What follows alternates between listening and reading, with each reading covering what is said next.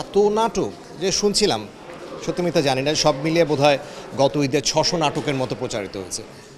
600 নাটক একটা মানুষ হিউম্যানলি সম্ভব না দেখা। নিজেও সেভাবে কখনো কোনো সিন্ডিকেটের অংশ হয়ে কাজ করা হয় নাই। শিল্পী শিল্পের জোরেই টিকে থাকে। ভিউ কমপ্লিটলি একটা ডিফারেন্ট জিনিস। আমাদের সময় এগুলো ছিল না।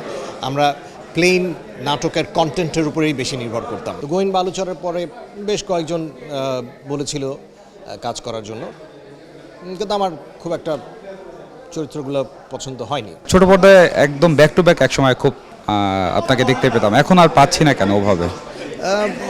এটা আসলে অনেকগুলা কারণ। হ্যাঁ, এটা আসলে স্বল্প সময়ে গুছিয়ে বলাটা সম্ভব না।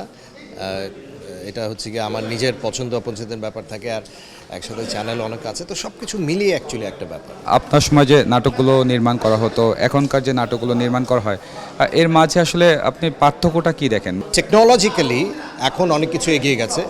ধরেন আমাদের সময় যদি একটা টপ শট নিতে হতো, এটা কোনো গাছের উপর থেকে নিতে হতো বা কোনো একটা উঁচু মই ব্যবহার করে। এখন ড্রোন নামক একটা জিনিস এসছে।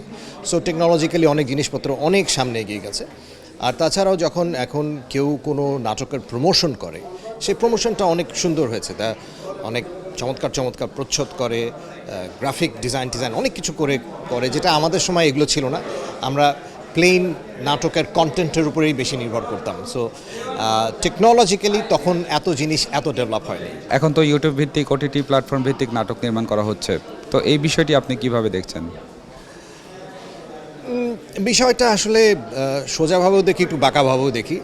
কারণ তখন আমরা নির্ভর করতাম, কারণ কি দেখেন, তখন টেলিভিশন প্রথমে ছিল শুধু বিটিভি একটা চ্যানেল, পরে প্রাইভেট চ্যানেল যেগুলো আসলো সেগুলো মিলে 3-4টা চ্যানেল। তো মানুষ অ্যাকচুয়ালি জানতো কবে কোন নাটক কোথায় যাবে, সেজন্য আপনি অপেক্ষা করতেন। এখন চ্যানেল সম্ভবত কটা 40টার উপরে বোধ হয়। তো আপনি আসলে সারাদিন ধরে নাটক চলে, আপনি জানেনও না যে কখন কোন নাটক কোথায় চলবে। আর যেহেতু সারাদিন ধরে নাটক চলে, ডিমান্ডের চেয়ে সাপ্লাইয়ের পরিমাণ অনেক বেশি, তখন স্বাভাবিকভাবেই মানুষের ওই জিনিসটার প্রতি আর তেমন আকর্ষণ থাকে না। আমাকে একজন একবার এই একটা উদাহরণ দিয়েছিল যে আপনি যদি দেখেন যে জনাব শাহরুখ খান লুঙ্গি আর গেঞ্জি পরে আপনার পাশের কাঁচা বাজারে মাছ কিনতে যায়, সবজি কিনতে যায়, আপনার কিন্তু তার প্রতি সেই টান আকর্ষণটা আর থাকবে না। খুব স্বাভাবিক ব্যাপার। তো আমাদের এখন হয়েছে যে এত নাটক যে শুনছিলাম, সত্যি মিথ্যা জানি না, সব মিলিয়ে বোধহয় গত ঈদে 600 নাটকের মতো প্রচারিত হয়েছে।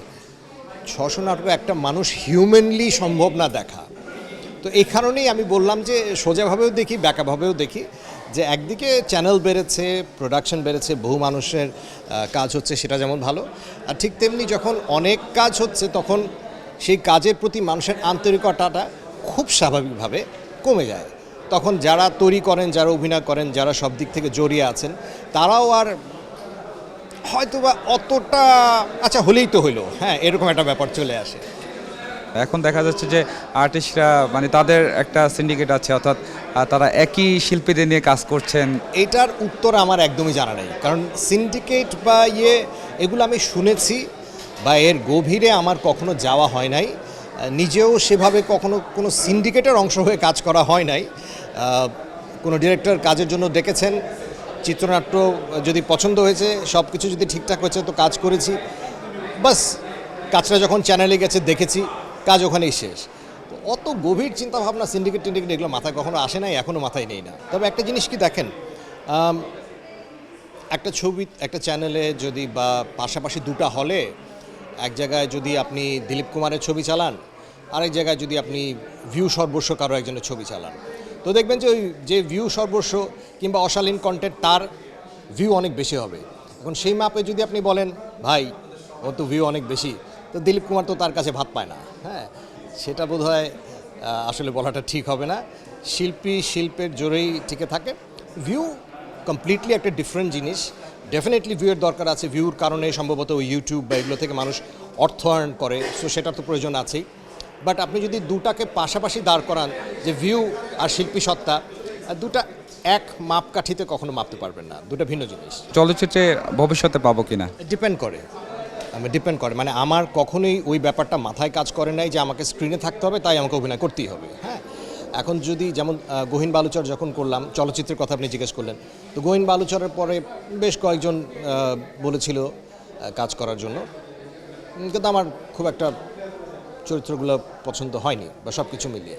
তো যদি সব কিছু মিলিয়ে ভালো লাগে, যদি মনে হয় যে হ্যাঁ চলচ্চিত্রের গল্পটা আমার পছন্দ হচ্ছে বা এই প্রজেক্টের পার্ট আমি হতে চাইছি, তাহলেই কাজ করব নিশ্চয়ই। কিন্তু মাত্র মানে সেটা নাটকই হোক বা চলচ্চিত্রেই হোক, যে স্ক্রিনে থাকতে হবে যে কোনো মূল্যে, ওটার জন্য আর কি অত একটা মাথা ব্যথা না। একমাত্র ওয়ালটন এসি দিচ্ছে 1 বছরের রিপ্লেসমেন্ট গ্যারান্টি এবং কম্প্রেসারের 10 বছরের গ্যারান্টি।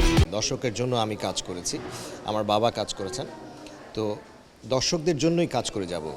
অনেকদিন আগে একটা কথা বলেছিলাম, তারা যতদিন ভালোবাসবেন ততদিন থাকবো, যখন ভালোবাসবেন না তখন থাকবো না। তো কাজ নিয়ে অত মাথা ব্যথা নাই, দর্শকদের জন্যই কাজ করি। আশা করি তারা আগেও ভালোবেসেছেন, দোয়া করেছেন, দর্শকদের দোয়াটা সবসময় পাবো।